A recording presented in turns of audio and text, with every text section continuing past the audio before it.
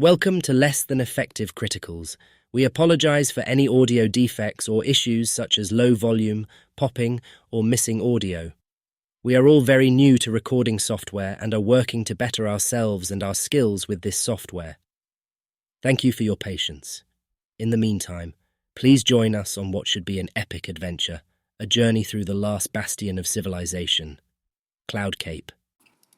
The last bastion of civilization after an ancient evil known as the Shadow nearly ended all life in the world. This frigid mountainous landscape became humanity's final home, the rest of the world being devoured in shadow, death, and darkness. Thanks to Lord Retin, the sole remaining celestial being who held out to protect his creations after his brothers and sisters of the pantheons had fled. His courage allowed him to find a way to seal the shadow away. Having sacrificed most of his power in doing so, the God King now shepherds civilization anew. His strength quelled the uprisings led by the traitorous and foul-blooded followers and children of the forsaken so-called gods. His mercy allowed those lines the honor of continuing so their descendants can one day be cleansed of that sin most foul. His wisdom led the 5 great cities of CloudCape to flourish in this last millennium. And his love will one day reclaim the world for his children, so we may once again inhabit the world. As the elderly Ratanian priest finishes his sermon in front of the fountain square in Filigree Square, the fountain depicting Ratan, the God King, working a piece of metal over a hot forge. The small gathering of citizens within the upper western jaunts of the region where we begins to disperse. We see a middle-aged orcish man with soot still on his calloused fingertips, long tusks, graying hair, walk into a nearby tavern called the Captivating Tavern. He heads to the front, grabs the attention of the woman behind the bar. Leor, do you want to introduce yourself and describe your character? Yes. My name is Leora Thrin. I am a female half-elf, and I stand about 5'8" with jet black hair that's pulled into a bun, and I have neon green highlights running around the right side up into the bun, with like what's the word? Piercing green eyes. Okay. That's a word. Great. Yeah, that one. Fantastic. So you recognize as this figure who you know as the weaponsmith Grim. Within the city of Ritzar, there are very few who have the ability, both the skill and also the authority and the permission of the government to create weaponry. Grim is one of the few within the city who can do so. He's a frequenter of your tavern. He's also friends of your friend with both of your parents. And he comes up to the bar and he says, "Oh, Leora, it's been a slow day. I could use a drink. Can I have my usual?" Absolutely, Grim. I've got you. And I turn around and I pour a large mug of ale on the house from the tap and just slide it over to him. You always were my favorite. Oh, so he grabs the ale in his like thick muscular hand, walks over onto a table that is kind of set aside where he sits most of the time and frequents, kind of like right by the staircase that goes up to the second level, and then from there would go up to the third level where the actual homestead of where you and your parents reside within this tavern, your own personal like chambers. Because he tends to sit there a lot, waiting for your parents to have some free time. As he walks by, he pats a larger gentleman on the shoulder and says, "Good to see you, Osiris. Would you like to introduce your character?" Yeah. And that's Grim that's talking to me, right? Yeah. Well, I am Osiris Patu. I am a Goliath fighter. Stand about 7 foot tall. I have like a reddish brown hair in a warrior's knot, and then a medium length beard. Oh, Grim, it's been some time. I just got back into town. Or, not Patu, Stonefist. Sorry. You're good. Yeah, I just had a pretty bad encounter on my mission around. So definitely is nice being back inside the city. Good to have you back. And he again places this muscular calloused hand, definitely like a blacksmith's hand on your shoulder. You can kind of feel that just general strength that resides from years and years of working metal.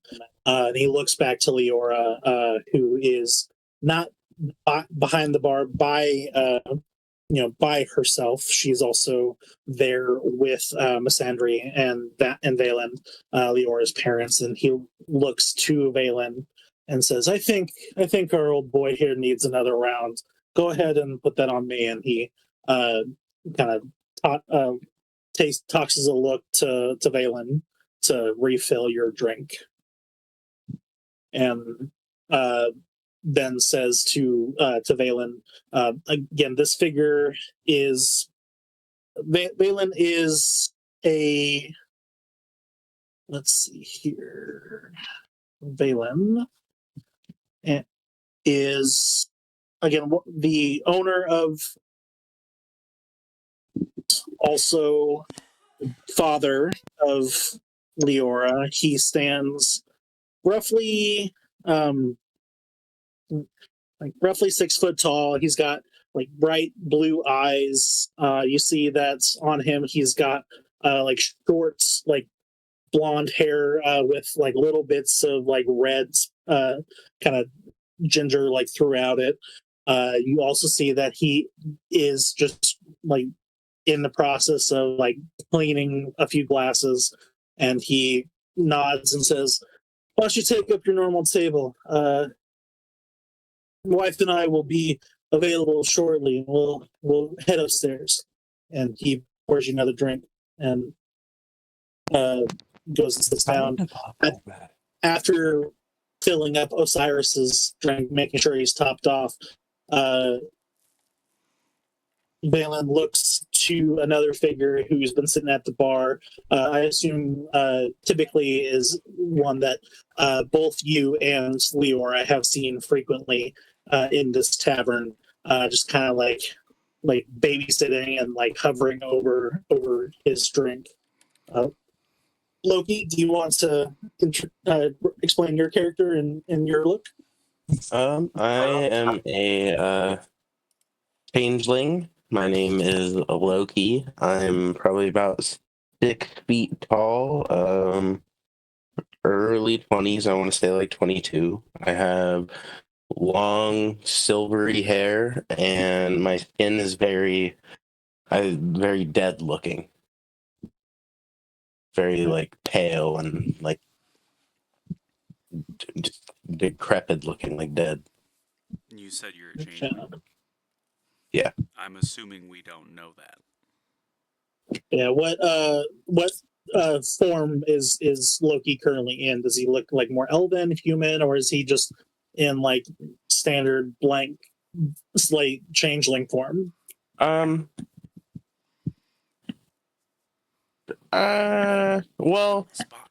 I was reading their lore a little bit, and changelings their base form is pretty much human-like. Yeah. Like so I guess I just look like a human, I guess, but like my skin is pretty fucking dead looking.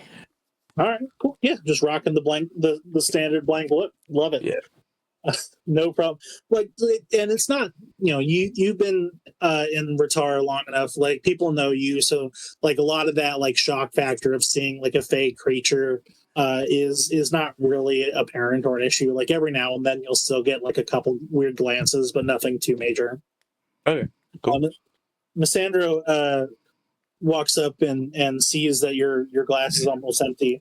You see this like human woman, about 5'9", 5'8", with this like nearly jet black hair that is tied tightly into like these two braids that kind of like twist around each other and falls down to like the middle of her back, and it forms almost like this double helix, with these eyes that are green with like little specks of like black or brown. Almost looks like dead leaves onto like fresh grass, like beginning of autumn. And she looks to you and says, "Loki, I see that your drink's about done. Are you wanting another?" Yes, please. Of course. She kind of pulls the cup away for a second. Does Loki drink just like standard plain ale, or is there like a drink of choice for him? Yeah, I'd say he'd pretty much just drink whatever. Sounds good. Not So she really in a position to ask for more things. for sure. So she'll take it and like go over to. They have a few like large kegs of ale that have a tap. So she goes in and fills it up, brings it back over to you. Nice hefty amount of froth on the top. Passes it back over. That'll go back on your tab. When you do. And then goes to like kiss Valen on the cheek and nudges Leora. Leora, here in a little bit, we have a few friends coming over, and we have something that we will need to be away from the bar for a little bit. So you'll need to keep an eye on it while we're busy. Is this my mom or my dad? This is Sandra. Sandra. Ah, okay. Of course, mother. I'll take care of the bar while you're gone. You're such a sweet dear. And she like kind of like pinches your cheek, even though you're an adult woman and hate it, I'm sure. Actually, for my mother, I enjoy it. It's a feeling of safety.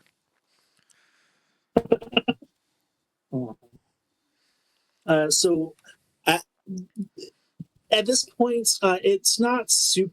It's kind of, you can already tell it's there's no sunlight because we're underground within the city of Raton, but you can tell that there are clocks. Like there is a way to measure time. It's the equivalent of about like 5:30 right now, and you can tell just right now based on the amount of patronage that you have, it's going to be a little bit more of a slow night anyway. So you being able to manage the bar by yourself is not going to be an issue unless something crazy happens. Makes sense. Yeah. So we're going to, the bar is going to continue to do its thing. Cyrus is going to continue to be there with Leora for a bit, as we're going to fade out, and we're going to go farther down into the mountain. We're going to go into the lower Jaunt. Jaunt being the largest section of the city, it actually takes up two of these concentric rings. You have the whole city of Ratar, as well as most of the cities within CloudCape, are built in like these large kind of corkscrew patterns that go down throughout the city, lower and lower. Each section typically is like one ring. So like the glittering gates is like that first like large circle of that corkscrew. But the jaunt being where most of the landscape is, because it's where most of the free are, most of the businesses, things like that. It actually takes up like 2 of these concentric rings. So you have the upper jaunt and the lower jaunt. So we're going to now fade and go to the lower northern section of the jaunts, where you see we are going to come up to a building that looks relatively small. And honestly, it looks almost like a one room building that's meets directly into like the cliff wall or the wall of the mountain. And you see that on above the doorway, you see it's got a like a figure of a man or of a human in like lotus position, lotus pose, if you know what that is from yoga. And its eyes are closed, but it has a third open eye in the center of its forehead. We come to the mind's eye, where one can learn to control the storm within and harness that energy for a greater purpose. We go inside. Yeah, no worries. Don't So want we to go interrupt inside. much. Did you have the map for Ratar? Or was I it one do yet? not right now. I'm working on it. I'm kind of new to the whole map building thing, so I'm trying to like explain it best I can.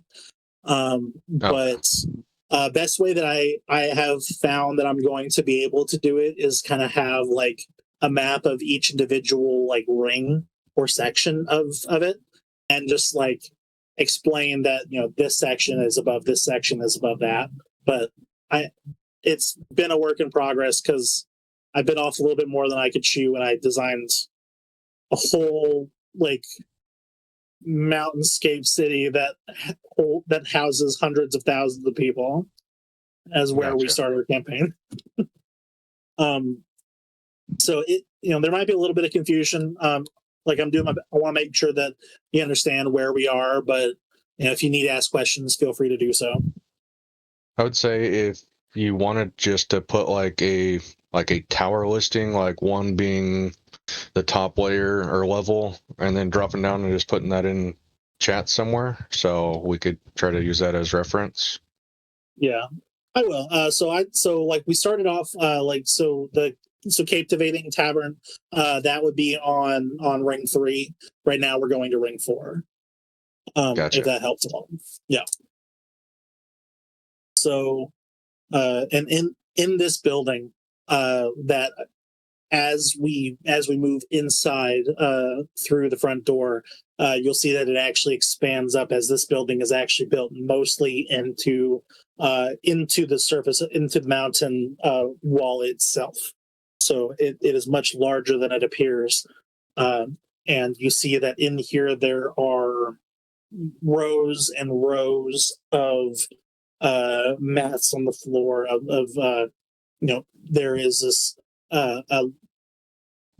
almost church-like, except for instead of pews, it's like just these like yoga mat type sections, and in front, where you would have like the church altar, you see that there is currently a man who is in lotus pose, similar to what you saw on the front of the door,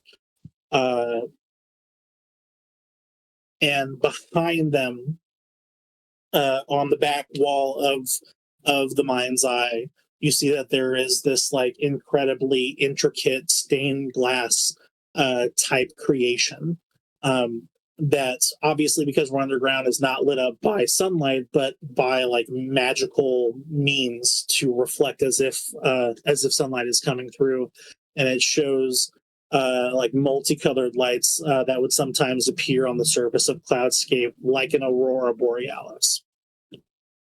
And Lectern, would you like to describe your character? Absolutely. I am a male human monk named as Lectern of Air. Stand about 6'2". I am Caucasian. I have a white, kind of furry hair up top, big white beard, fairly masculine, and I'm wearing monk's outfit. and I'm a fighter for the cause. All right, great.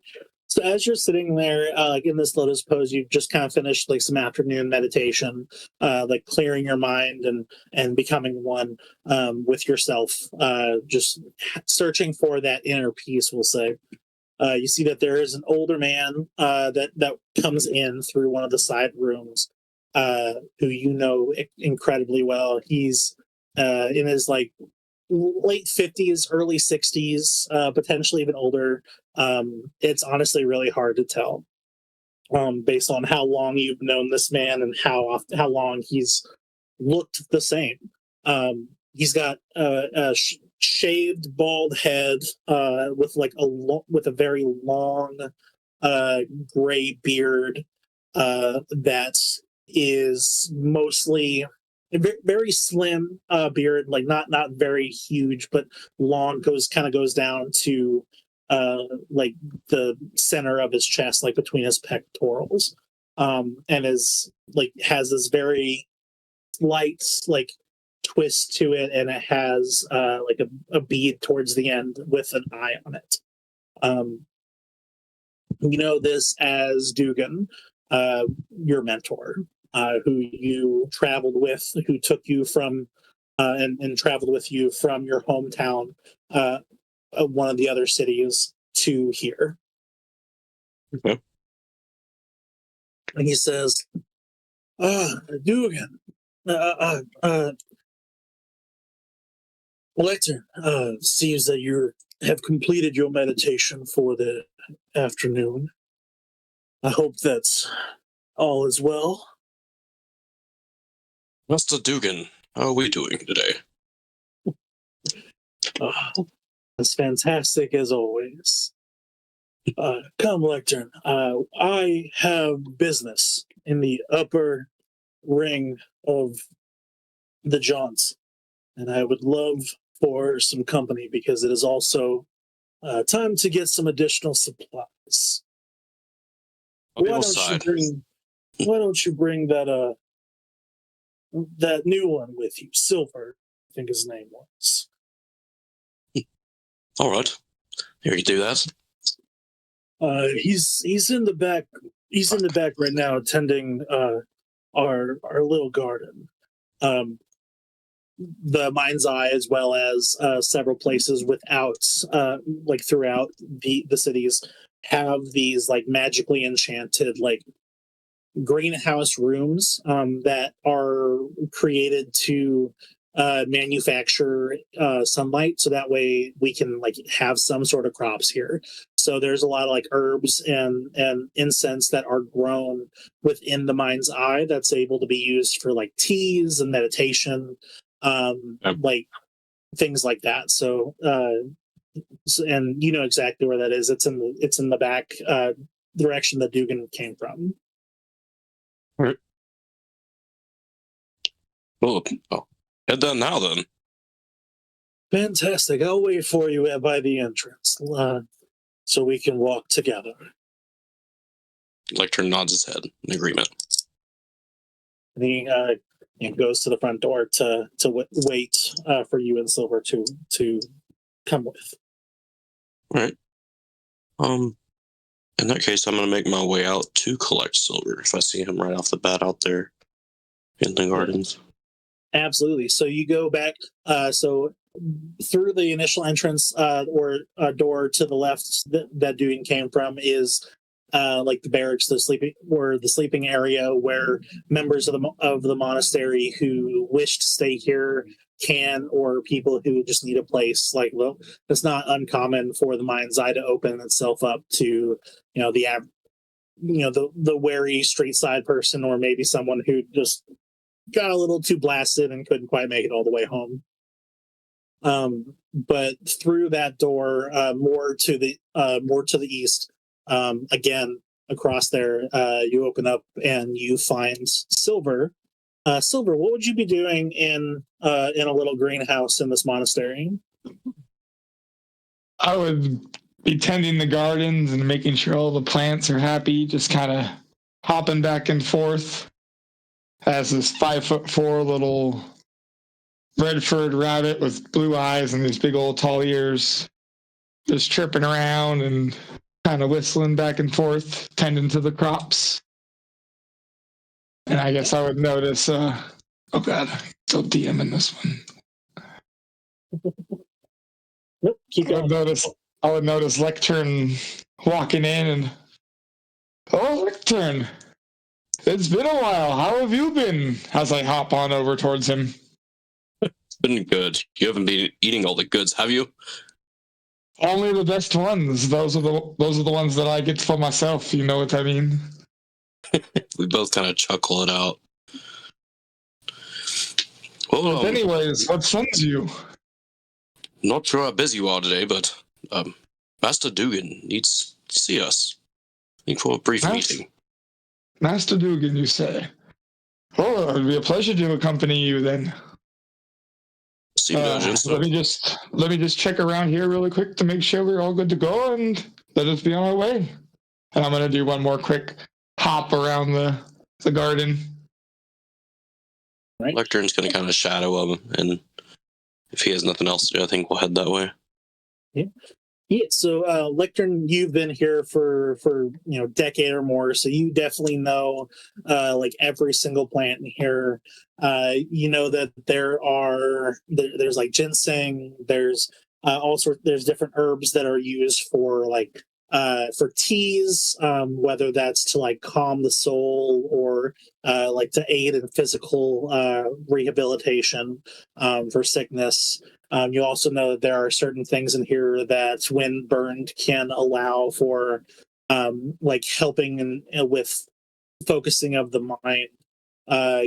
Or some, if taken in smaller doses, are told to some certain mushrooms that are told like in smaller doses can help kind of just allow you to let go of any emotional or spiritual ailments and allow one to be more center and whole with the universe. All sorts of stuff. Okay. Silver, you being from the Fae and being like very attuned with nature, would know pretty much the same things. Coming from here, you know that some of the mushrooms in particular question, and some of the other herbs and things taken in higher doses can have much stronger effects, including drug use or potential poisons. So they have all sorts of different herbs and wonderful goodies here. I love this garden. I'm glad.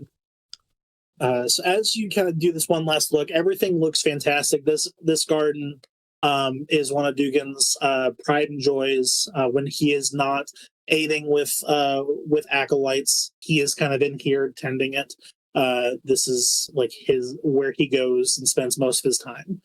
So it is immaculately maintained. But everything's fine. And so you eventually walk out and you see that Dugan is there by the front door, waiting. And he looks at you, Silver, and says, Mr. Silver, I am happy that you were able to join. There are some things that we are looking to gather, and there are some people that I wish to meet, and I think would be interesting for you and Lectern to know as well. Are you ready to go? Absolutely, Master Dugan. I don't think we have anything else going on around here. So if you're ready, let's go right away. Fantastic. Let's go. So the three of you end up heading up to the upper jaunt. That whole process, the walk takes it's about like 30 to 45 minutes, just kind of walking up through like the very like slow angled like spiral upwards that ends up eventually getting you to there. And you walk in. At this point it is 6:30, somewhere around there time frame. So if there was a sun visible, then it would be setting or just about to set. the tavern at this point is still fairly empty. It's a very slow night. You see that there is a few people at the bar. You see a large Goliath figure at the bar. You see like a very pallid skinned humanoid kind of nursing an ale. You see that there is a table with a couple workers who seem to be just like merchants that and shopkeepers who are just kind of talking, having a fun time, eating some dinner. You see a table towards the back where there's a figure that is just kind of like back turned to you, not really paying any attention. You see, you would also know Grim, the weaponsmith, currently sitting at a table by the stairs, and the three workers of the tavern, Leora, Missandra, and Valen, behind the bar. What about my brothers? Where are they? So your brothers right now are out. So your Draxel, the oldest, he is actually out this evening. Um, not not not for long, or so he says, but you know that he also recently like started seeing like the daughter of the general store like owner. So he's been kind of hit and miss, a little flaky with his time. So you think he said he went to go run errands, but you actually think he went to go see her. And Benjamin is actually upstairs. He last time he was down here at the bar during times he ended up kind of insulting one of the, not on purpose, he says, but he ended up getting into a little bit of trouble by pointing out a very bad toupee on one of the wealthier patrons. I would So, like to roll an insight check to see if I know it's on purpose or not. Go ahead and roll an insight check. I have to get out a d20. Oh, it's attached to my dragon. Oh no. It's okay, we got it. Which one am I getting? Okay. 19 plus 4. 23. Oh, it was definitely on purpose. I love it. I just, when that Yeah. happened, I immediately, my only thought was, good kid. Yeah, no, he definitely did it on purpose. The patron's a little bit of an asshole anyway. Like he was constantly saying that like you know, Draxel is an amazing cook. He's one of the best cooks like in the Jaunt. People come here sometimes like specifically just to eat, even if they're from different sections of town. Even some people from the Glittering Gates. But this guy would return every single meal that Draxel made. Something was always wrong with it. Something was always like dirty at the table. Like this guy just was one of those customers that was never pleased. So, like, yes, the doctor, yes, like the parents, your parents did have to punish him, but it's only kind of for the night. So tomorrow he'll be back down here helping and running around the way he normally does, like bussing tables and all that. Okay, alright, I'm gonna remember. Do I know his name? The customer's name? Yes. Yeah, his name was Cecil. Cecil. I'm gonna remember that. Yeah, and kind of an asshole. He left. He was a bit of a Karen. Definitely left with like one of those, and you know, I'm never coming back again, and thinks that it like affects people, and that you're sad to see him go. Okay, good. Yep. Good. But yeah, so Silver, Dugan, and Lectern arrive. Dugan looks. He immediately spots Grim and says, "Oh, Grim's already here. Fantastic." He goes and meets eye contact with Massandra and Valen and says, "Oh, good to see you. I decided it's been far too long." He goes and sits down with Grim and kind of just they begin to chat and talk in silence, waiting for like looking kind of expectantly for Valen and Massandra to kind of finish up what they're doing. I'm gonna look at my parents and say, obviously you have pressing business. Just go ahead. I've got the bar. "Oh, thank you so much, daughter." Valen says, "It's been quite some time since we have been able to really just get along and spend some time with friends. You know how important friendship is." And I kind of wink at Osiris. Tavern life does not leave much free time, and so they go, they hug Dugan and Grim and say, "Oh, fantastic! Well, let's head upstairs so we can have some quiet away from all the ruckus. Leora has this." I And they secretly start have heading upstairs. my own reservations about why they're meeting. Like, I'm not. It makes me not suspicious, but it makes me very curious as to why they always, whenever they're there, they always want to kind of talk in private. Yeah. But I know Lectern and Silver, don't I? Yeah, you definitely know. Silver, not as much. Like he's a little bit newer to town, but he's definitely been in here before multiple times. You know, you know him. You and Lectern have had many conversations. Because when it comes to like supplies for things like uh this like Lectern is like speaks to you most of that time. So you two have a very good at least working relationship, business relationship, if not anything on a more personal level. Okay. He with their master Dugan, him and Silver walked into the tavern, right? Yeah, all three of them walked in together. Okay. Dugan kind of gave his goodbyes to Lectern and Silver and went on with Grim and the rest. Okay, I just want to give a quick welcome to Cape Devating, and then ask them what they'd like to drink. Lectern is going to give a standard head nod, ask how you're doing, and then ask for a mug of wine. A mug of I'm also going to ask for another drink. I guess whatever the wine comes in at that time. If you Maybe drink a wine out of glass. a mug, you have a problem. Fuck the mug. I drink it out of the bottle. Well, that's you, Osiris. You're Goliath. That's like a sip to you.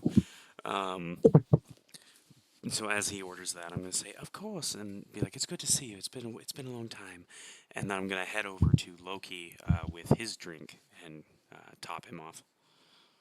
I throw you a gold coin. Oh, what? Speaking of what's the currency in this? Is it just gold or is there silver? So this one, it's the big three, like I like to call them, silver, gold, and platinum.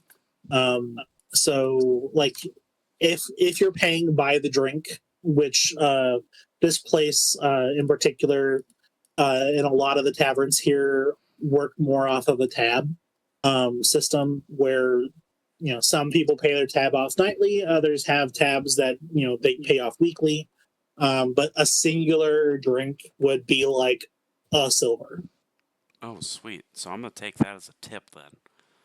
Yeah. And I'm gonna be like, "Thank you so much. You're always so nice. We always welcome you here."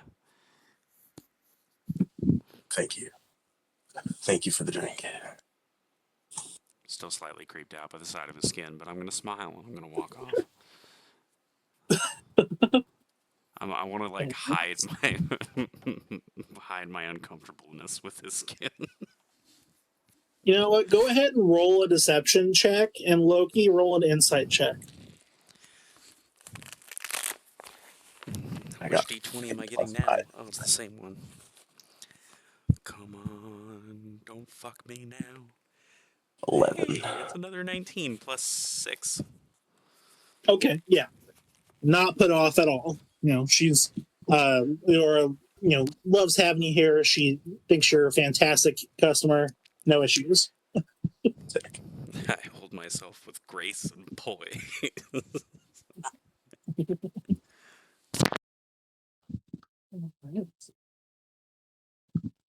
With that, So, I'm what are gonna. you doing? I'm gonna try to catch Leora's eye and sign to her what's the deal with the rabbit, so no one else could hear me. Um, Do I notice this? You can go ahead and roll perception.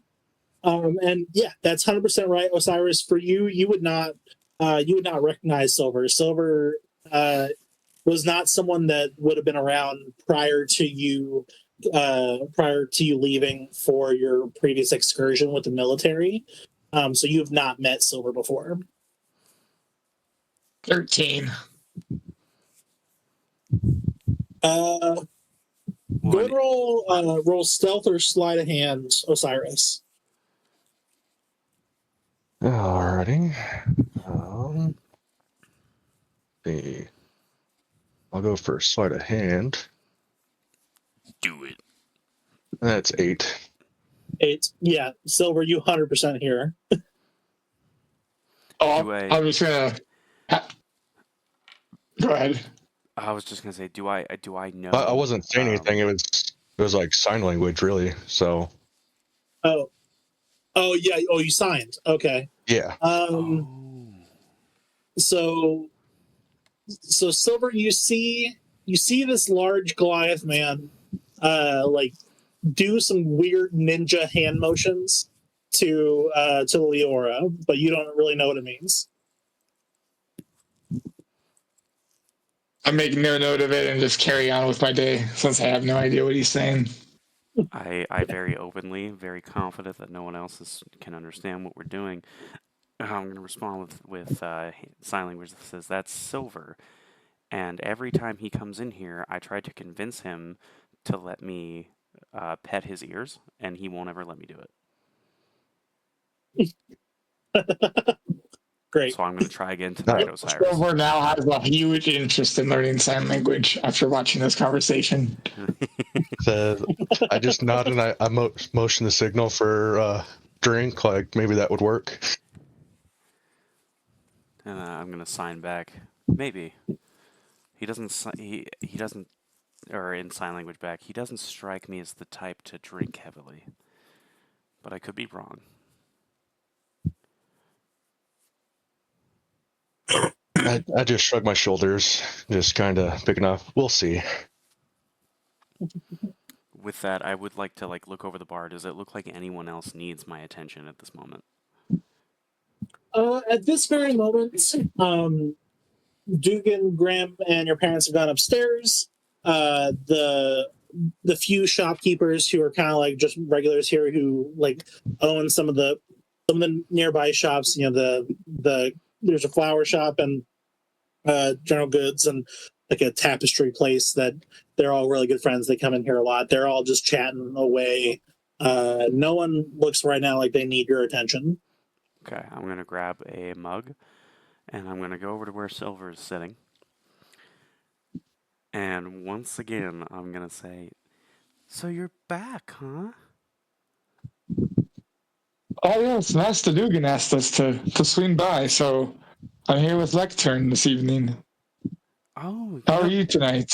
I'm good. You know what that Master Dugan said? That nutty old man. He said to let me pet your ears. No. And I want to roll a deception check. Go ahead, roll deception. I'm gonna get it. Hold on. And then Silver, you can roll insight. That's not as good. It's 14. Oh, well, plus 6. So it's 20. Jesus. Oh, I got an 8. Nice. Yeah, for some reason, Dugan must have told Leora to pet your ears. You don't sense any sort of deception in her voice or eyes. Well, if Master Dugan suggests it's a good idea, then I guess here, and I kind of slowly lean forward. Oh, I do it. I fucking fondle them. Oh, Lectern gets a good laugh out of this.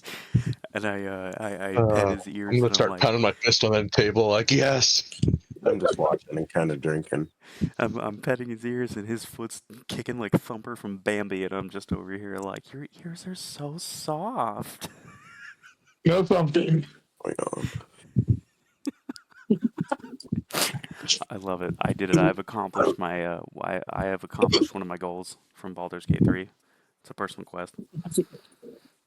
Silver does not look too pleased after having his ears fondled, as you guys may notice after this whole thing is done. I hand you that mug of ale that I brought to like ease you over, and then I head back behind the bar.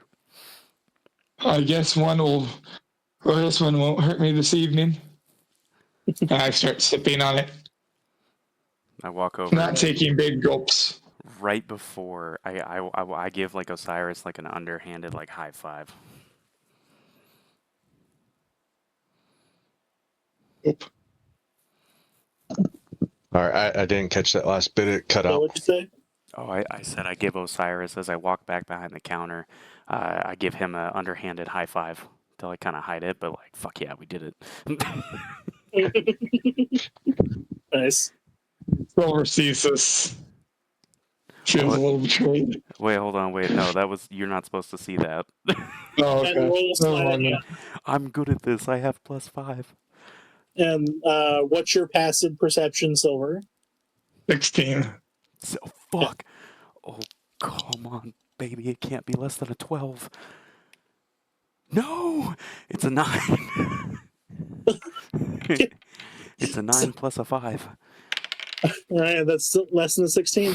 So, Silver, you watch as Leora finishes petting you, hands you the drink, doesn't say anything about a tab or charging you for it, walks over to this massive Goliath man who've been, signaling to each other for a while and just like full on high fives him. Like does one of those like lifts the shoulder to do like the like behind the back high five, but like very to you is very obvious.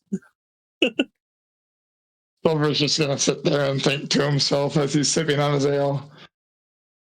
Oh, this is why we like to stay at the monastery in the gardens. It's so much nicer in the gardens. He catches on. Yeah, unless Silver, are you trying to hide the fact that you caught that? No. My background would suggest that I'm used to being alone anyway, so I just kind of shrug my shoulders and return to my ale. Just staring at the ale. You definitely see as soon as the high five happens, like both of Silver's like large like Redford ears like move in that direction. So you're caught. I'm just gonna start chuckling. I Kind of felt on that one, didn't we? No, I'm gonna sign back to him and be like, nah, it was good. Hell yeah. Silver, all right. you haven't changed your profile picture to be your cute bunny that we created. Where do I don't really know how to do that. So good at this. Under your character, you would click manage, and then you can click on your portrait, or change sheet appearance, actually, and then click on portrait. Yeah, change sheet appearance would do it. And then you'll click choose file. And then wherever you save that pretty bunny picture. Which one of these days I will figure out a way to get all of our avatars on the video at one time, so everyone can see who's everyone. Yep, we'll figure that out eventually. Technology and all that. Mm-hmm. All right. So as things continue on for a little bit, this this whole exchange is taking a little bit of time.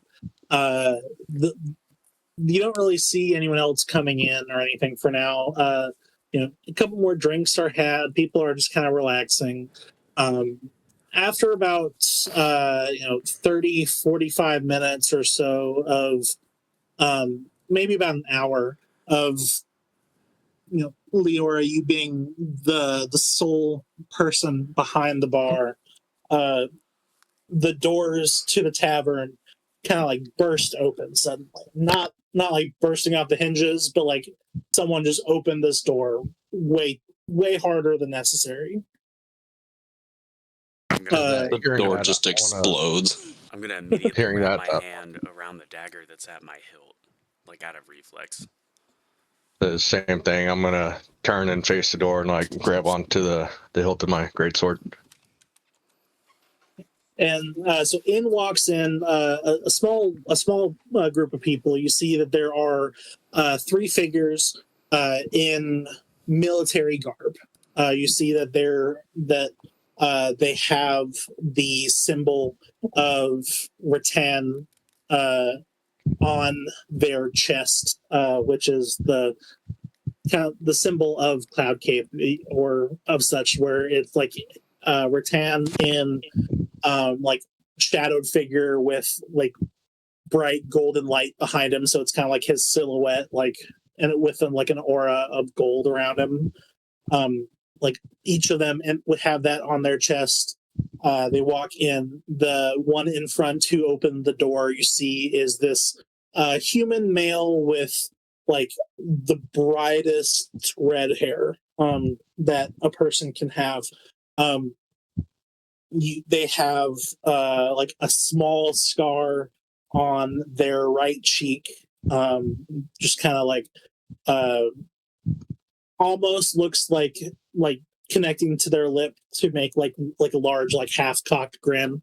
And you can tell that he is like very obviously of the three, like the one in charge.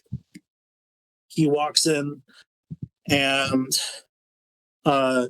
looks at the people that are here, and his eyes kind of focus on Leora because you're the one behind the counter right now, who obviously works here. I'm going to And shape change into an elf. what's up? I'm going to shape change into an elf. Okay. Are you trying to do that like? Yeah. Yeah. Yeah. Okay. Go ahead and roll a stealth check. Nat 20. Oh shit! Yeah. Fuck yeah. Loki is now an entirely different looking individual. Same seat, and like still holding the same drink, but yeah, 100%. Like no one noticed that change. Leora's gonna be very confused. He took his seat. So you see that as this figure locks eyes with you, he is going to start talking, and he says, "My name is Captain Albright. I am here on behalf of the God King. We are searching for someone, and last we heard, she was in. There were sightings of her around these parts. You see that he holds up like a picture of a female tiefling, almost like a wanted poster." Oh, it's Karlak.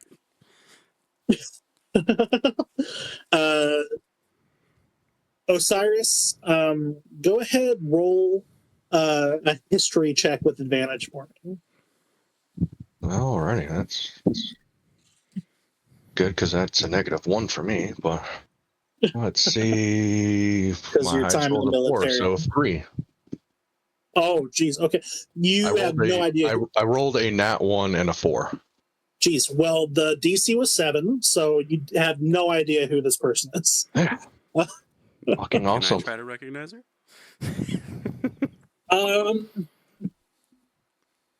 Yeah, you can roll a history check, not with advantage. The DC is higher for you because you're not in the military. Nice. I bet. All right. What's my history? As- Let me find out. My history As is failing that, I'm just gonna rub the back of the head. straight up D20. Okay. Oops, that was loud. Never mind. I don't want to roll a history check. It was bad. It was a 1. You think that's the devil. who doesn't. Yeah, you think that's the Christian devil who doesn't exist in this pantheon. But I would recognize though the tieflings are like from the devil bloodline, right? You would recognize that tieflings have are part of an infernal bloodline. Yeah, tieflings exist. They're not like anything. They're not the most common race, but like people know that tieflings there is an infernal aspect to their bloodline at some point in history. Not recognizing this woman at all, I would like to just say, are you looking for a devil? Of course, all outcasts are devils. And he points to the picture. This is Findra, a mage from the military who has defected and has run away. We suspect that she has gone off to join the rebels, and last she was seen supposedly entering this tavern. So we are here to search the premises. Can I roll not a history check, but a wisdom check or something along those lines to remember if I've seen a tiefling enter in the past week? Yeah, go ahead and you roll. Roll a perception check for me, Osiris. Go ahead and just roll a d20. Perception check. I'm good at that one. No, well, not that great, but why did I choose 14. medicine over perception? Why the fuck did I do that? Oh my god! I'm putting this dice away. Was that another one? That was another one. You don't remember anyone entering. You forgot that you're. No, I'm kidding. You have no idea. You don't remember saying. Yeah, exactly. You don't remember that you forgot to charge Silver for his drink. Oh, I had no intention of charging him for that. Oh, gotcha. Okay. Osiris, did you roll a d20? Yeah, I got a 14. 14. You know that based on just the thought, being told that there are sightings of an outcast does not warrant a person to search the premises of a free person's estate. Oh, we have a Fourth Amendment? Of sorts. Oh, It's only because you're a free person, and this is a public establishment owned by free persons of some stature. I'm gonna say, well, and knowing that, I will stand up and regard him to leave the premises. That he has no valid warrant to search here. And who do you think you are to stand up to me, Captain Albright? I am Osiris Stonefist of the Stonefist clan. I'm gonna put my arm on his shoulder, grab his arm,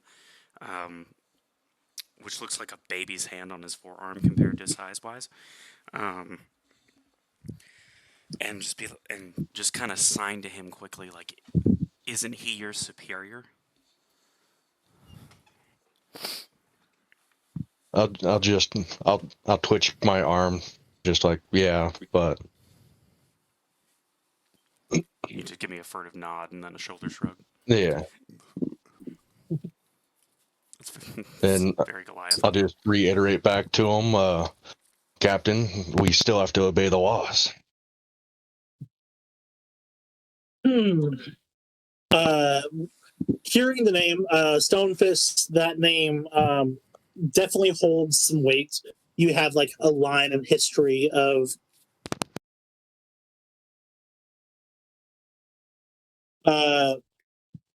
there's definitely a hint of recognition to the name, not necessarily to Osiris, but to your surname. Definitely has some recognition there.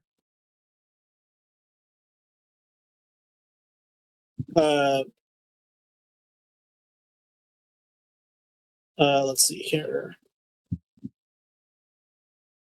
So seeing that, he's going to look at you and say, you have, and look to Leora and say, looks like you have someone within on the inside who has some interests in you, protection and your protection.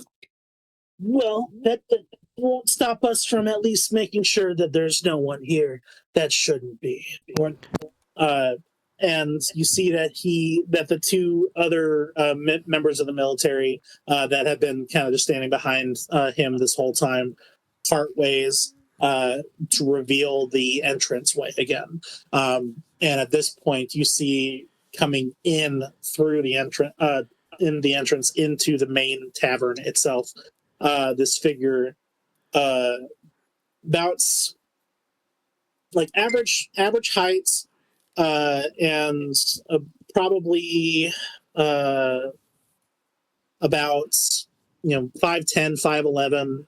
For the most part, the actual physical features of him as a person very nondescript, other than the fact that he is elven. In form, has like the pointed ears, but you see that his head is fully shaven bald.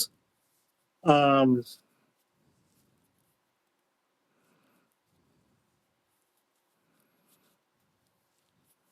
said his name was. You said his name was Thorm.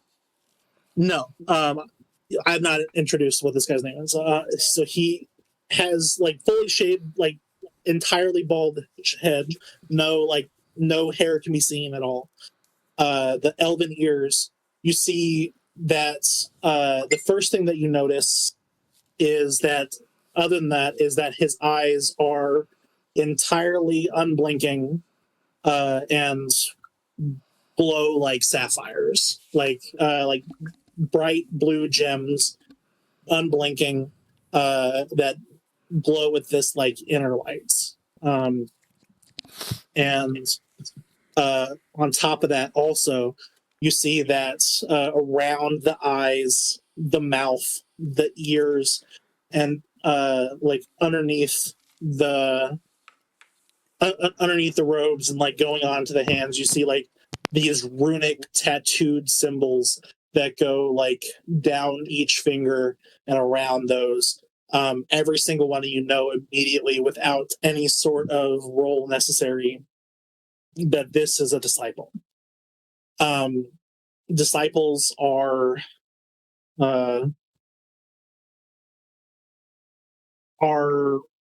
like the boogeymen of the military.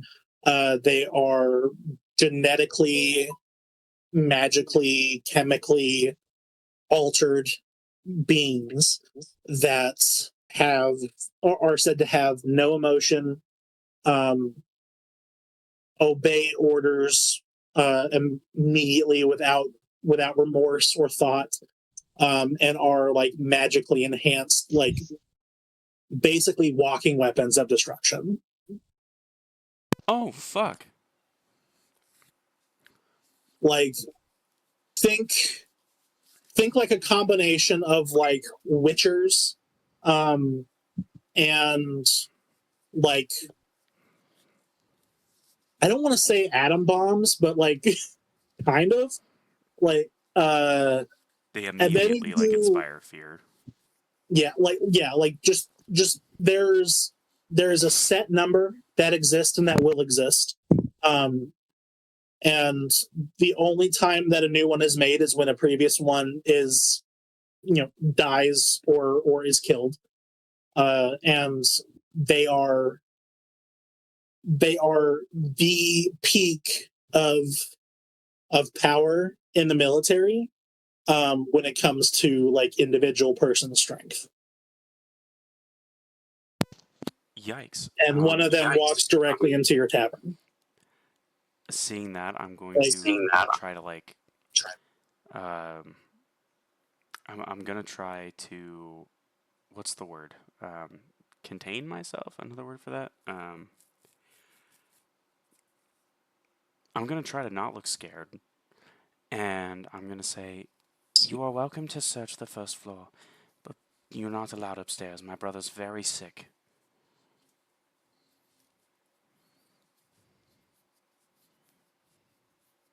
So you it, like doesn't acknowledge your existence. It looks at like he looks at like in your direction. Oh no, I'm But talking to the captain. right, Albrecht with the disciple in the room doesn't say anything. Like you can tell even with like all the bravado that Albrecht had, that as soon as he is now in the same room as the disciple, yes, technically, like he is the commanding officer because the disciples don't have like an official military rank. Like you see beads of sweat forming on Albrecht's forehead.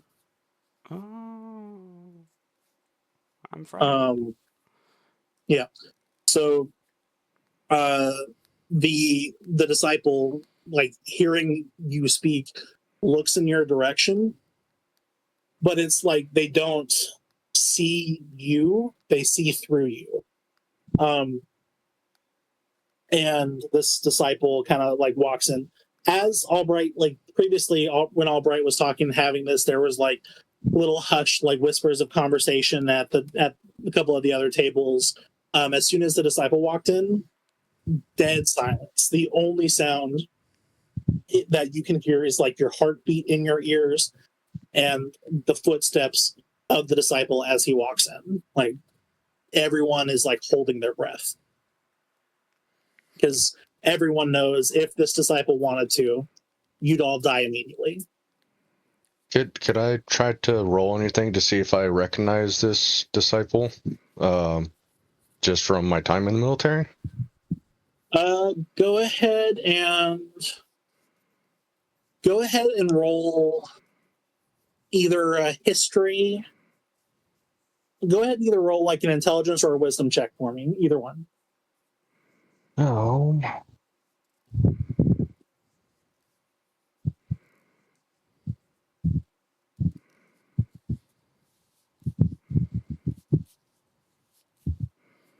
Let's see. I'll do it. Oh, that's a fucking natural one. Already. You know that it's a disciple, but you have no other information or anything. Like this thing is like causing, like you thought you had a thought, but as it's like kind of walking through and scanning the room, its eyes like pass over you, and any thought that you had immediately is out of your brain. So as this this disciple walks into the center of the room, and continues to like do this like slow methodical like look around, it begins to like move its way up and like looks up above, and like towards the ceiling, and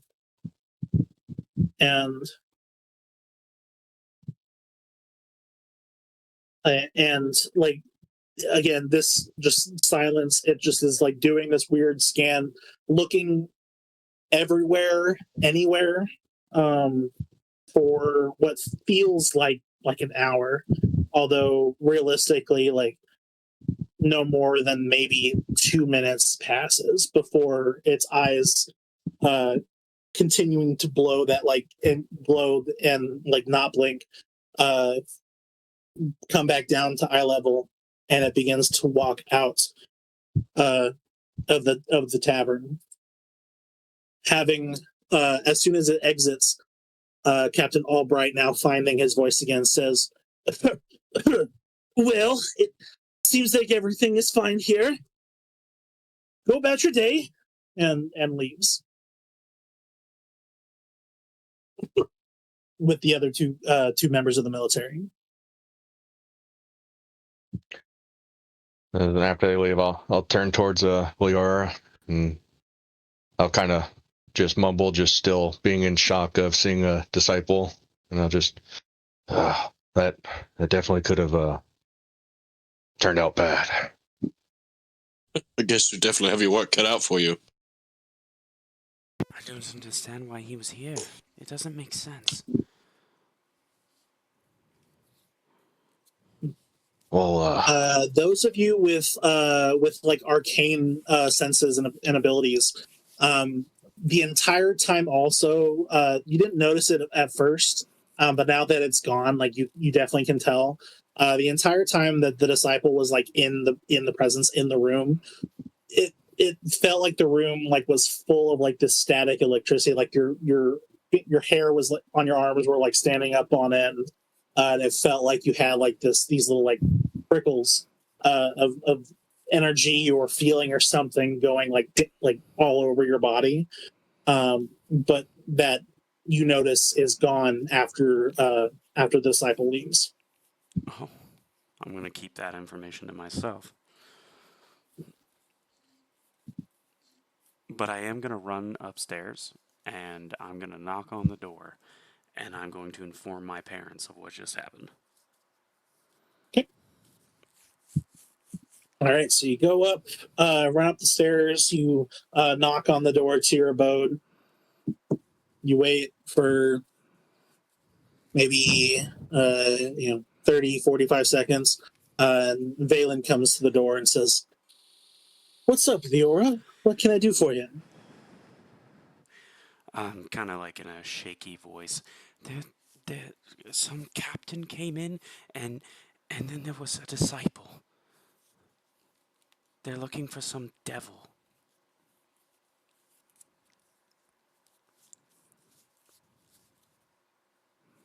A, a, a devil, you say? Yes. I don't know what else to say. Oh, I don't know of any. I mean, obviously, we have no devils here. He said Go ahead. that she defected from the military. An outcast? Why would an outcast be at our bar? That was my thought.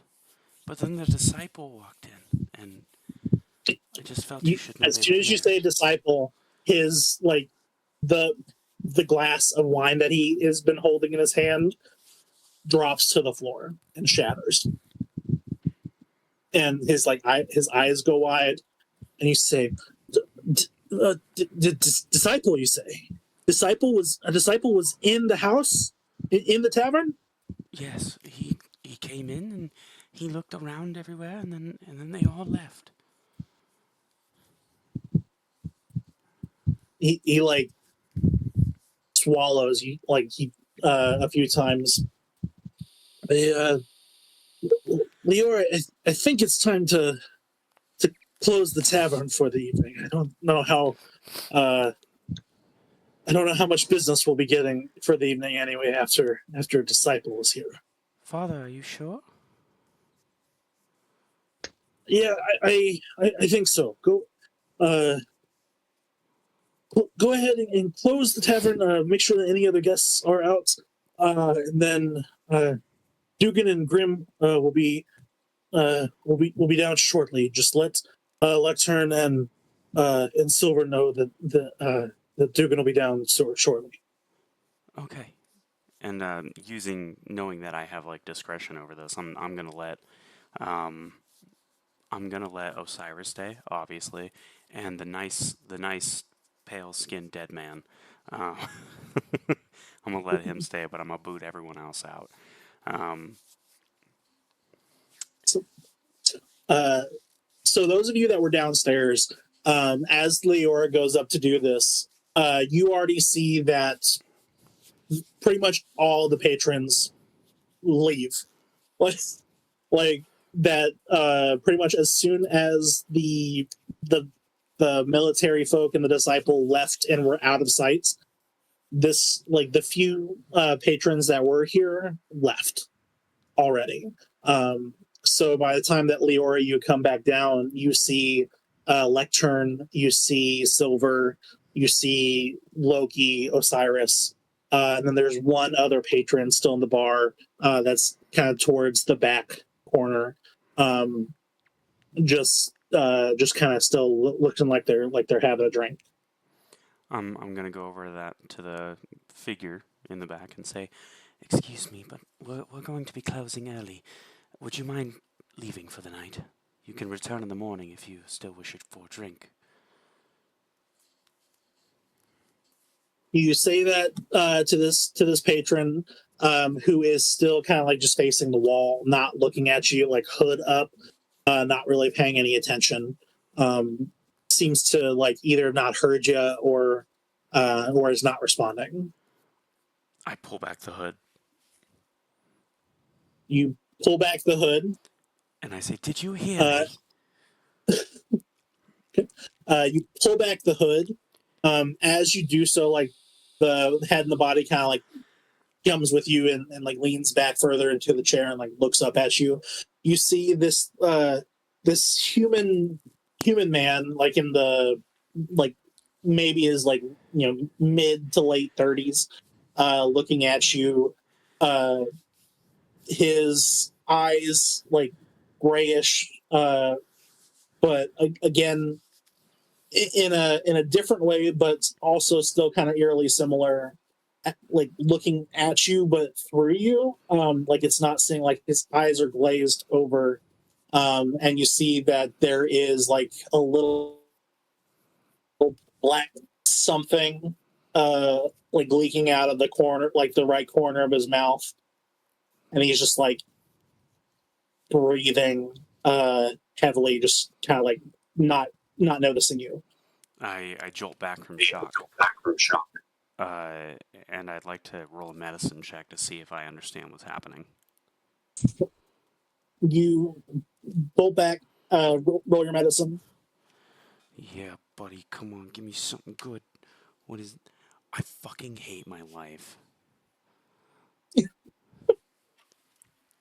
Dude, my dice are cursed. I'm gonna start using D&D Beyond dice. Oh no. Into the dice I prison love you it. go. Cool.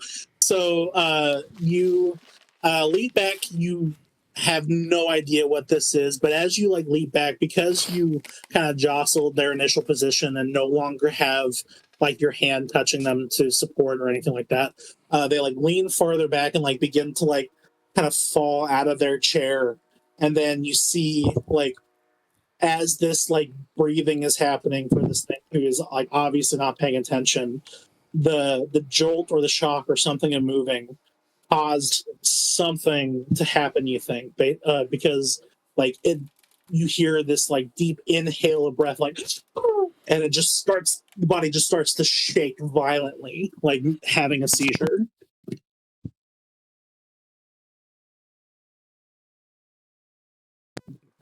What are you doing, if anything? Lectern, I'm gonna yell I for guess, Cyrus. I would say, does Lectern notice this as well? Since Oh, it's kind of the only thing going on in here. Yeah, it's literally the only people here are the five of you and this person. Okay. Like no other action is happening. So yeah, it's super obvious. Unless you're like literally doing anything else. I would say, if anybody's not doing anything right away, then Lectern is going to get up and run over that way, noticing this, go on to this person, and look over at Leora and, what's happening to her? To him? Her? I honestly have no idea. I tried to pull back his hood to see if he heard me, and now he's on the floor shaking. There's and the commotion. I'll rush over there, and kind of like grab for my sword just in case of something. I guess upon seeing the body or whatever's going on, can I do an insight to see if I've recognized any of that just from my time fighting? Yeah, go ahead and roll insight for me.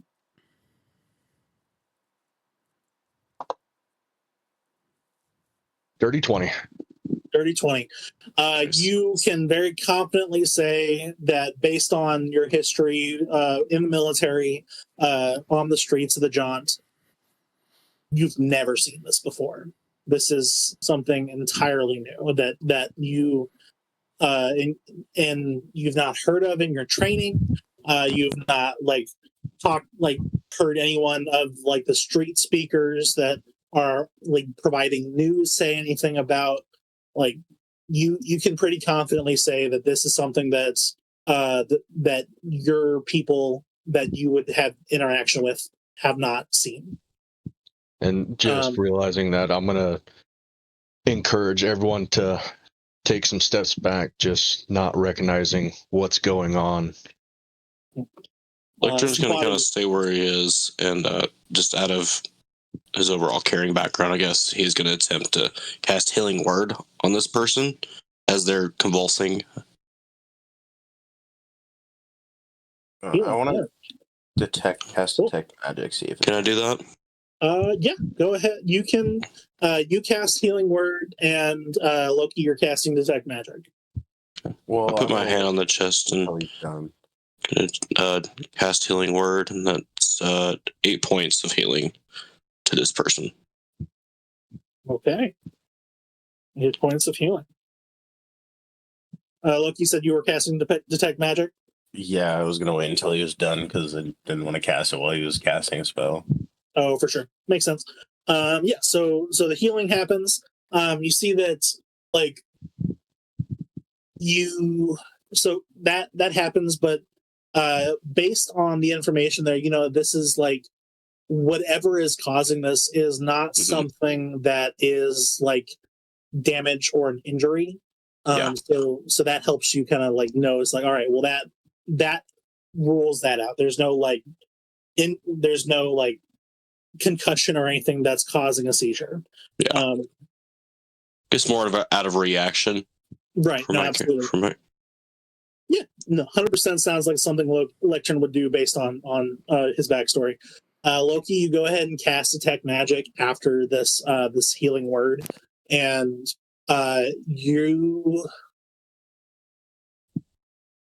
it's weird because like there is an incredibly faint magical essence coming from this body, and from this human. It's weird because it's like, so it's little enough where it's not a spell. It's not anything that's like, there's no spell that was cast on this individual that causes to happen. But that there is something poisonous, necrotic,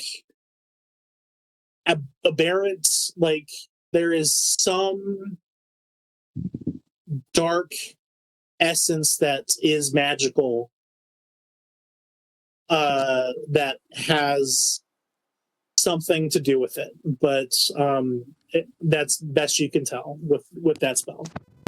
I'm gonna run over to the people trying to help and say that. So as Loki comes over and explains this all to you, the body is continuing to shake violently. You can see that like that little bit of like that black that was coming out of the corner of the mouth, more is starting to come out. You see that like his mouth starts like bubbling, like he's starting to gurgle, like and like this black ichor stuff begins to like pour out of like the sides of his mouth. You see it start to come out of his ears, out of his eyes and nose, as this body just begins to continue to convulse, like facing towards the ceiling until it eventually stops.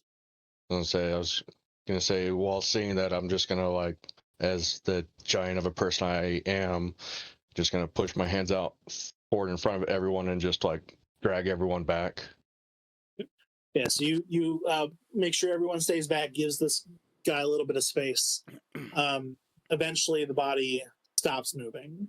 I'd like to try one more roll for religion, if you'll allow it, to see if I can remember anything that the priest would have talked about. The preacher guy in the town square. Obviously, we would have heard him speak a lot. I'd like to see if any of his teachings would relate to the situation. Sure, go ahead and roll religion. Bet. Okay, I'm gonna give this dice one last try. I'm going fucking. I will freak out. It's not a natural 1. It's a natural 13. Hey, that's way better. It's plus what's your total? Now. Okay, so total 13? Yeah. Okay. So, like, Eventually, and it's the same, like when you sleep near like when you live near like railroad tracks, eventually it just kind of all becomes noise. You don't really notice it anymore. Same goes for like preachers outside your workplace. So Fair. nothing nothing based on that you would really think of, or the previous teachings of the so like there are aspects of it that like based on the teachings, like it could be possession, it could be it's you don't, unfortunately, there's not enough to go on. The information about like the actual like existence of the shadow that would have been preached about and what actually occurred is so far in the past that it has become like kind of mythologized a little bit. So like a lot of like hard concrete facts about like what it did to people are hard to find, if that makes sense. Yeah, my last line of defense. I'm gonna scream for my mom. So you scream. As that happens, the eyes on the figure snap open, look to you, and they are black, sclera, and like almost like crying or sweating this like black, thick, viscous, like ichor material. And faster than you can blink, you see that it is no longer on the floor, but is up on the wall by the stairs, and it screeches. I need everyone to roll initiative. Oh no. Oh, yeah. And I did start a session so we have like a small map. Hopefully it works. I'm not super good at making them, and also technically Cameron kind of made it. I just made it work as a map.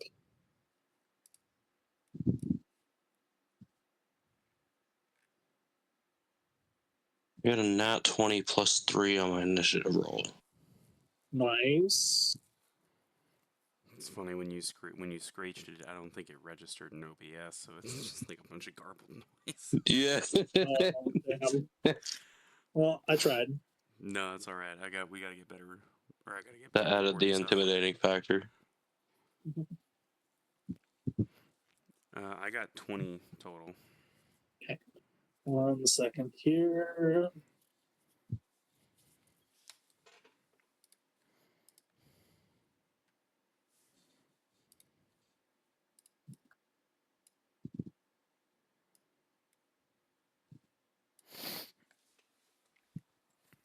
It's very small. I think I sent you a very bad picture of this inn. It wasn't great, but I also like made it very. I didn't have time to like make a mini for this thing, so it's just gonna be this acolyte. Okay.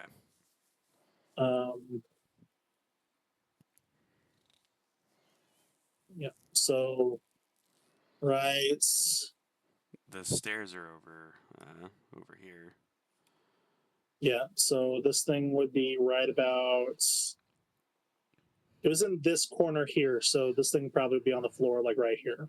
It was at this table in the corner by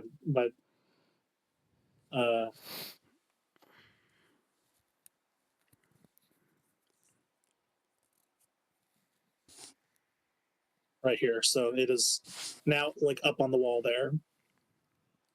Jesus. Okay. So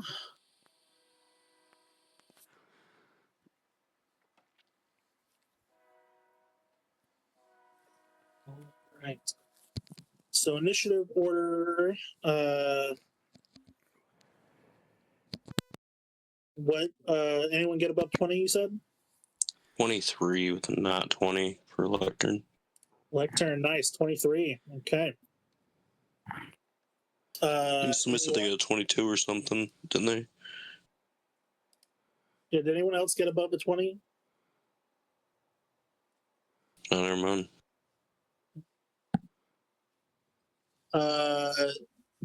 Then in that case, 20 to 15. Leora got 20. Leora got 20. Okay.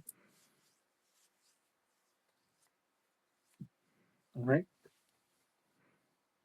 Anyone? So no one else between 20 and 15, 15 to 10? 11. Okay. Who was that? Loki. Loki? Okay. Yeah.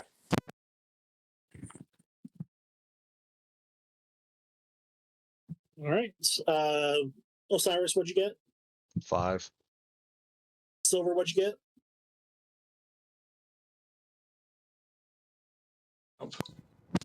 20. Silver got 20. Sorry. Yeah, Okay. I was muted. My bad. No worries. Silver and Leora, what are your dex modifiers? It's a good 2. question. +3. Okay, so it'll be Lectern, Leora, then Silver. All right. Those are some pretty crazy initiative orders. We'll be up at the top with Lectern. Okay.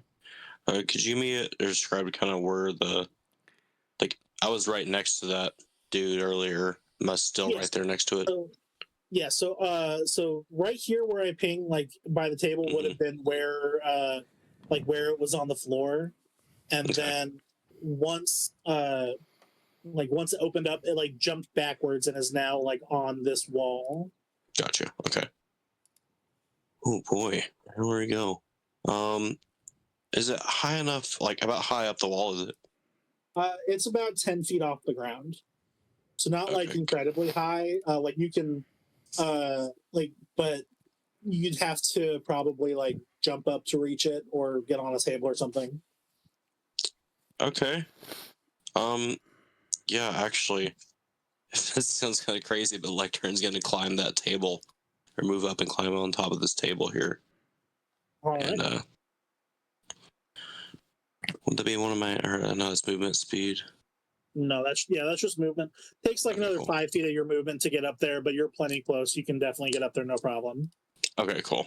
I don't know if I'm within swinging range, but I think I'm actually going to try to shove him off the wall. Okay, cool. Yes, you are definitely within swinging range. If you'd like to use your attack to shove instead, definitely can do that. I would like to do that. So if you're shoving, that would be an athletics check for you versus is athletics or acrobatics. Also have this other thing in here that shows for my actions. Talk about the shove thing.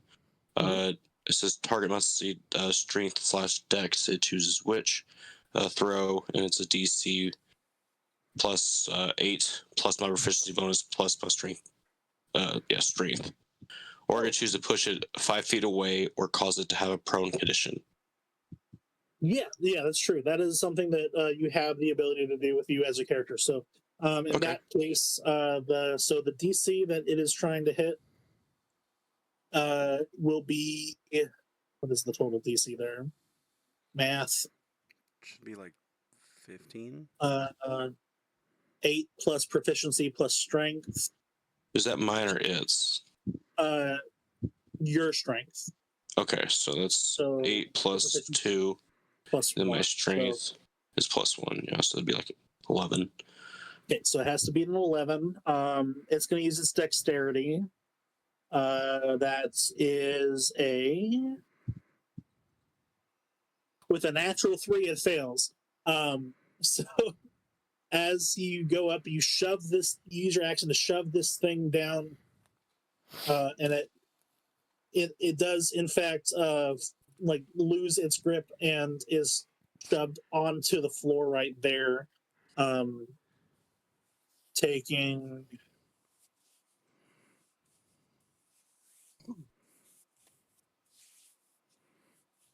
taking 5 points of bludgeoning damage as you kind of shove it off onto the ground. All right.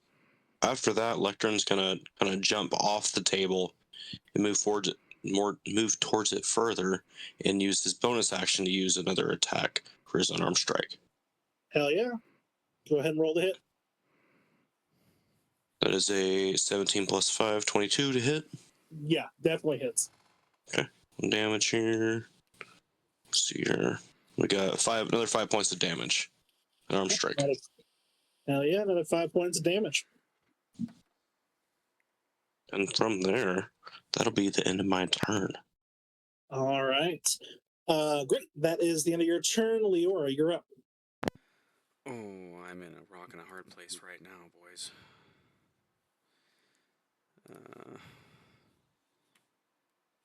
Oops. Hold on one second.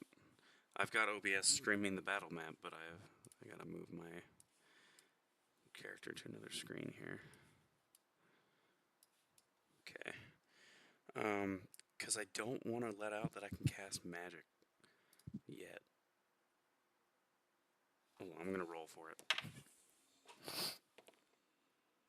Nope. Okay. Well, my fear is big enough. I'm gonna cast Sorcerer's Burst, and I'm gonna move right here, and I'm gonna cast Sorcerer's Burst at it, and that is going to be fire damage. Sorcerer's Burst. What is this? That is a new spell within the new rules. Neat. I don't know this one yet.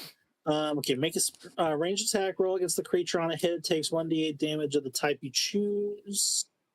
You roll an 8 on the d8 for the spell. You can roll another d8 and add it to the damage. That's sick. Yeah, I saw Okay, the spell. cool. It's like it's mine. That's awesome. Yeah, go ahead and roll your attack. That is a 12 plus 6, so 18. Yeah, hits. Fantastic. I'm gonna roll damage on the thing. Okay. Oh, it's a 1. All right, 1 point of fire damage. Gets a little singed. I'm gonna silently say to myself, "Damn it," and then I'm gonna end my turn there. All right, so you see as Leora comes up, a little bit of fire, like conjuring between her hands. She lets it out, and like at this point, the ichor that is now coming out of like every pore of this being seems to almost like be like a protective layer against the attack. So it definitely deals damage. Potentially not quite as much as you were hoping. Although with it being 1, it rounds up, so it still deals the same amount. Nice. Yeah. And now everyone here sees that Leora can cast magic. That is the end of your turn. Silver's turn. So Silver, seeing that Leora was brave enough to cast magic, is gonna go over this way and then cast Sacred Flame on the Acolyte. Sacred Flame. Pretty sure that is still a dex saving throw, right? Yep, make a dex save for me. Okay, that did not change with 2024 rules. So that probably succeeds. It's a total of 17. Yeah, that'll succeed. So good shot. But as it does that, it's able to like quickly dodge out of the way, and then there's this bright burst of radiant flame. Yep. Anything else? Shoot. No. It is now the monster's turn. It is not. I didn't have a chance to actually like create a specialized token, but so we're just going to call it an acolyte. Seeing this, it's kind of like down on like all fours, having been like pushed off, and now like is no longer like on the ground, and like all fours kind of like jumps up on the table and quickly like lashes out with 2 claw attacks against Lectern, who's right there. All right. first one is going to be an 8 to hit. As it swings, its Lectern is going to lean back and dodge it with the 17. So as it like lunges out with the first claw, you lean back and it like passes within like a couple inches of your throat. And then fuck me with that one's gonna miss as well because that's an 11. So Same reaction. Just both attacks, leans back twice, misses you by inches. Not even close. It's the end of its turn. Next, Loki.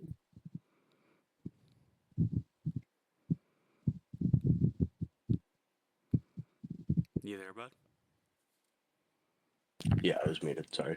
I am gonna move right here next to that table, like right in front of him, and I'm gonna cast Witch Bolt.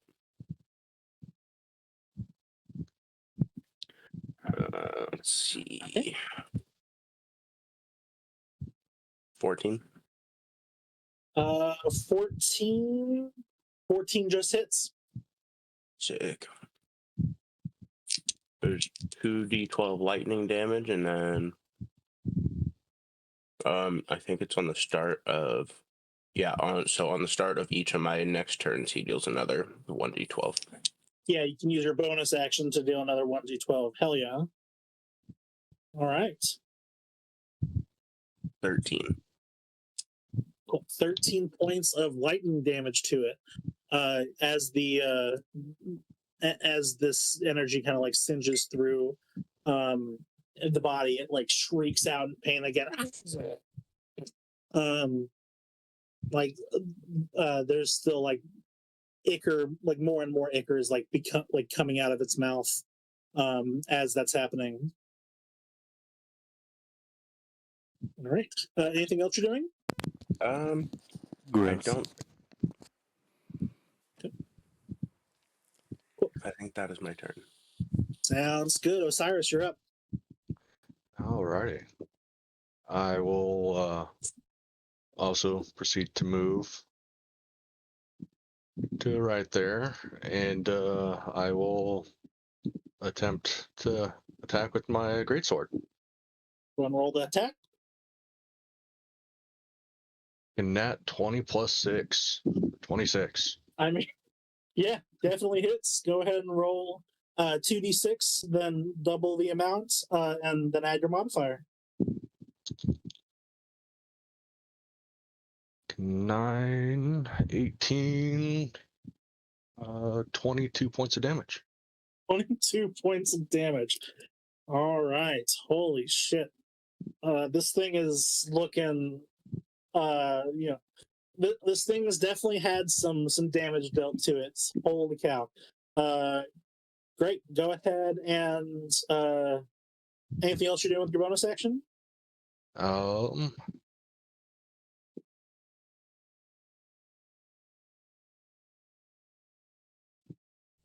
No. Seeing itself starting to get surrounded after taking that hit and seeing all that done, it is going to use its reaction to for defensive flight. So it is going to, you see, as this happens, it takes this massive swing. It immediately bolts, jumps, kind of like spider crunches down and brings all its limbs up incredibly fast, jumps 30 feet up and latches onto the top of the top of the ceiling in here. Do I get an opportunity to attack on that or no? It does not. It is allowed to. It moves its speed without provoking opportunity attacks. Okay, gotcha. Mm-hmm. But that is its reaction. It would go back up to the top or back up to Lectern. Okay. This might be a shot in the dark here, but Lectern is going to equip one of his daggers. Okay. And then for his, would that be an action or bonus action for your campaign? You can, if they're already on your person, you can pull it out as part of the attack. So you if they're like on your belt or something, like part of the attack is you like reaching back, grabbing it, and throwing it. If that's your plan. Okay, that is my plan. So I'm gonna take one of these daggers off my side and try to throw it up at it. Hell yeah! Go ahead and roll your attack. All right. Let's see here. Am I just rolling a normal dagger attack there? Correct. Yes. Okay, got you.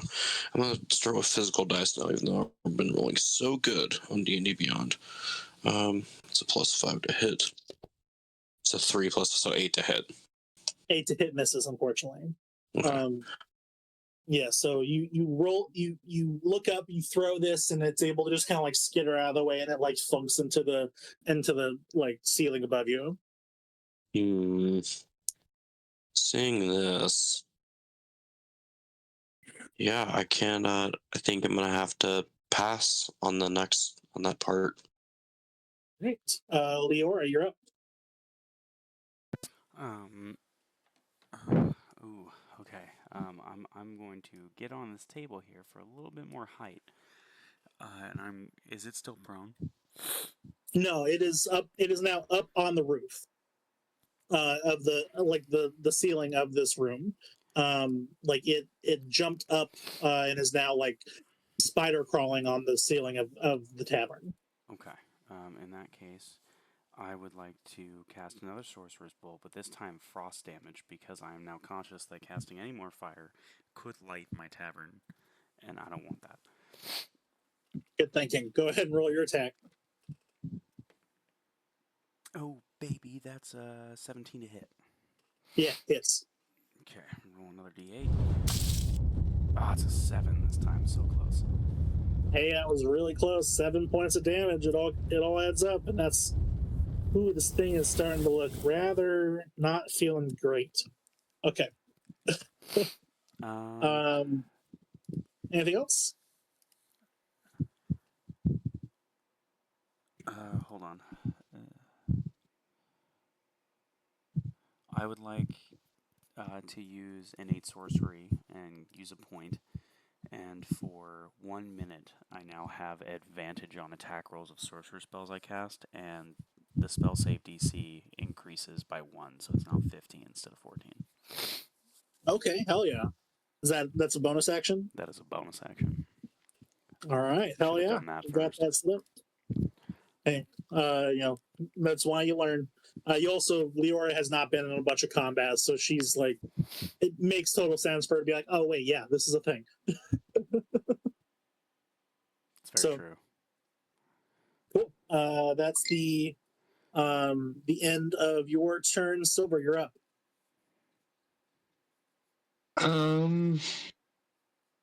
I don't get why I would have my mace on me right now. It doesn't make any sense.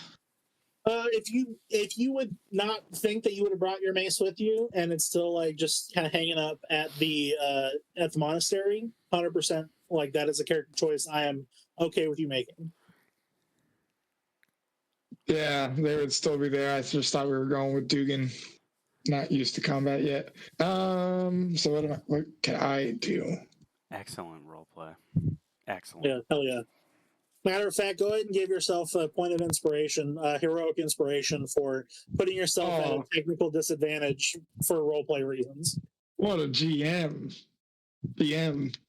The first inspiration of the campaign. Yeah. Oh, can I do that? The first nat 20. Daniel. Was it Daniel? Yeah. I think so. Yeah. Nice. A bit delayed, but there you go, buddy. Oh yeah. Feel so empowered. I'm going to. And none of those options are good. That doesn't help us in this situation. I'm going to cast Shield of Faith on Leora, noticing she's getting up close. Oh no, she's not. We'll do it on Lectern. How many? Oh yeah. I'm gonna cast Shield of Faith on Lectern, giving him a +2 to his AC. No, I'm really empowered. All right, so you got that +2 to your AC. got that cast. Mark off your spell slot. Anything Got else you. you're doing? No, I'm too weak to deal any damage with my fists. Okay. All right. It's also like 15 feet up off the ground on the ceiling, so I don't know if you'd be able to. I can hop that far, right? That's true. You could technically hop that far. You are a bunny rabbit. All right, we come back to the monster's turn. The monster is kind of skidding around on the ceiling. It is going to move over in this direction here. Oh no. Stopping right there. And you see that like its throat begins to like swell up, almost like frog like. It like expands further than the skin and muscles like should allow a normal human's throat to swell, as it just like regurgitates and it like begins to like spew out this like that black Icarus substance directly towards both Lectern and Osiris, who have both dealt like massive amounts of damage to it. So first against Lectern.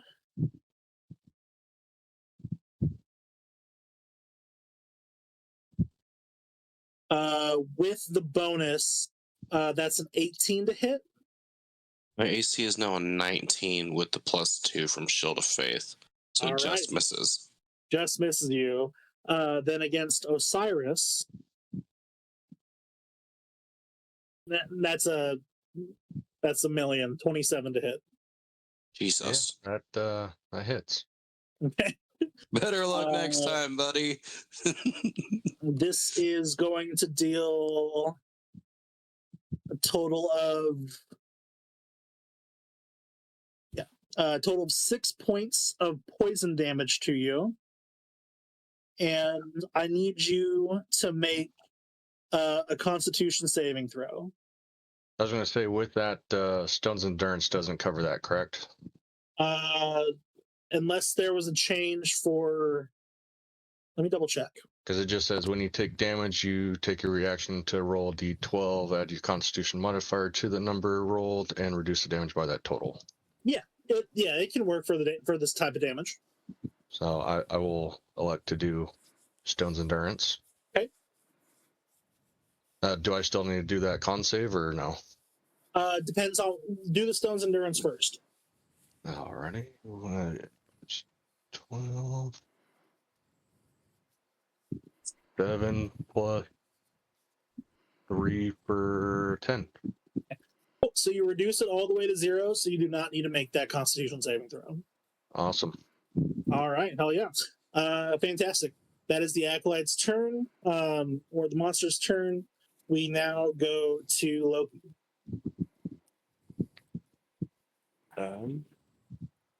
Let's see.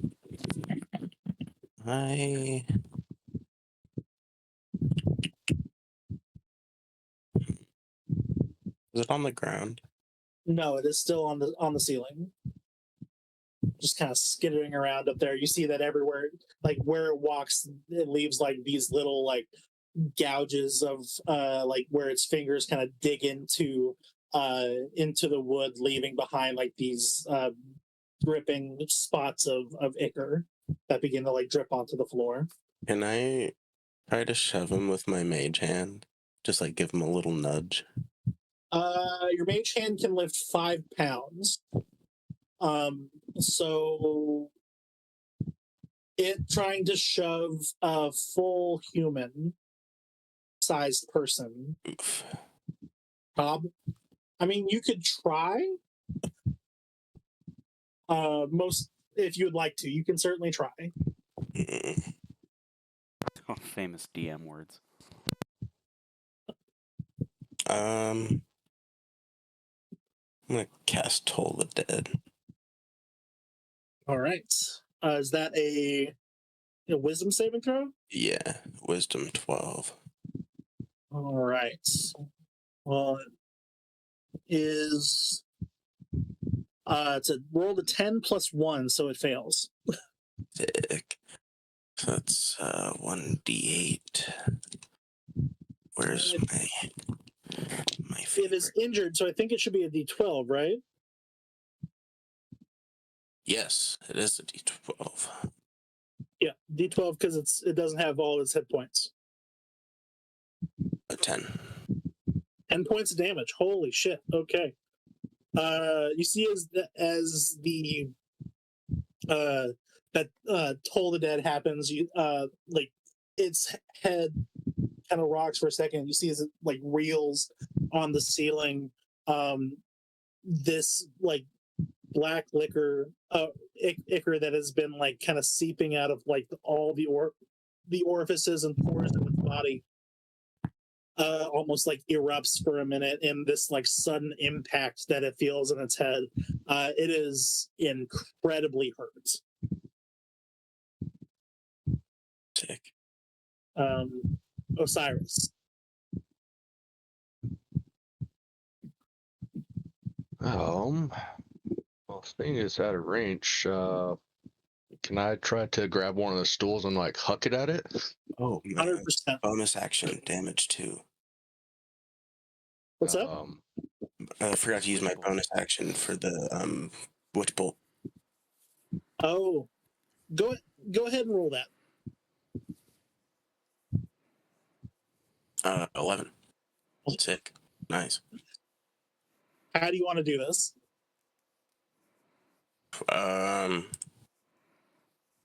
Is it just like leftover damage, or does it like happen again?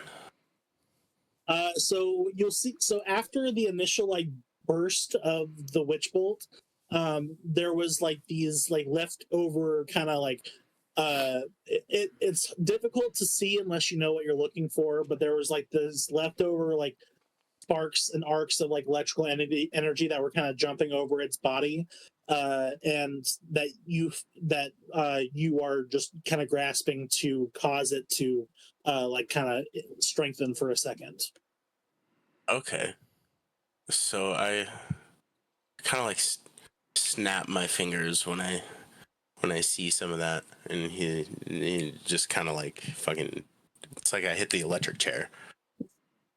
Hell yeah! So it starts for a second after the Toll of the Dead. Like its hands kind of come up off of the ceiling, and it's like hanging down off of the ceiling, like holding on to its head, and it's shrieking in pain and agony. These little bits of sparks that you see, you focus mentally, and you cause those to strengthen for a second. And just like not that long ago, before all this started, the body begins to convulse for a second, smoke emanating from the body as some of this ichor burns off. So it's like this terrible smell of like ozone and tar. Then the body goes still, exhaling one last like awful gurgly breath before the body drops and falls and splats onto the ground. Sick. There. Hell yeah. I'm going to immediately look at the rest of them and just say, first things first, please, I need you all to promise. No one must know that I'm able to cast magic. I think that's the least of everyone's concerns right now. Please just promise me. Says and just hearing that, I'll raise up my my left arm to just still show that the promise was there. Hell yeah. You all see as this Osiris the Goliath does this, that he's actually missing a finger on his left arm. His pinky specifically. Yeah, his pinky specifically. Does it look fresh? No, this is like an incredibly old injury that has like healed over and scarred. Just happened like, you know, So- it's hard to tell for sure, but like a long time ago. Sure. And it's about this time that you hear from the stairs, "What in hell's happened here?" As Valen, Lysandra, Dugan, and Grim come down the stairs, having heard Leora scream just moments ago. And that's where we're going to end it for tonight, y'all. Hell yeah. Yeah, what a Good session. session. I have a question. It's very stupid, but It's a question I have. Yeah, what's up? I threw a dagger earlier. Did that stick in the ceiling, or did that just like go off course, or mark that out of my inventory? It's stuck in the ceiling, but if you would like to, we can say that like after everything was said and done, you like jumped up there on a table or something and grabbed it. So I'm not too worried about it. Okay. I wasn't sure if you want me to mark it out of my inventory or not, but I like that idea. Yeah, no worries. We'll just say you do that next session. Cool. Tyler, I want to say good job, dude. I had a good time tonight. That was I'm excited to be another one of your campaigns. So this is sick. Yeah, definitely a good first. Well, I hope that everyone enjoyed themselves. That is going to be the wrap for the first session. We can go ahead and shut off the recording. Do you have any outro you want to play? Yeah. Thank you so much for joining us. I'm so excited to be able to tell this game, tell the story, and for y'all to come along with me on this journey. It's gonna be a lot of fun. Yeah, to the less than effective criticals. Woo! Hell yeah! All right, guys. See you later. Yeah, y'all have a fantastic night. Okay.